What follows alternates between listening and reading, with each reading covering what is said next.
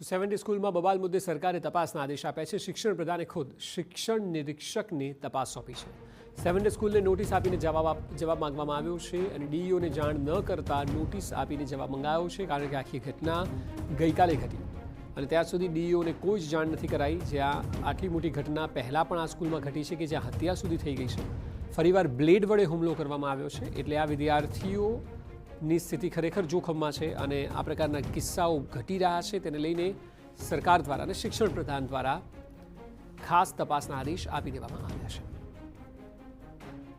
આખી ઘટનાની તપાસ જો કે પોલીસ પણ કરી રહી છે। અમદાવાદની જે વિદ્યાર્થીઓ વચ્ચે મારામારી થઈ છે ત્યારે એ બાબતે શિક્ષણ નિરીક્ષકને પણ તપાસના આદેશ આપી અને અહેવાલ મંગાવ્યો છે અને ડીઓને ઘટનાની જાણ નહીં કરીને ઉદાસીનતા દાખવવા બદલ શાળાને પણ કારણદર્શક નોટિસ પાઠવી અને ખુલાસો માગવામાં આવે છે।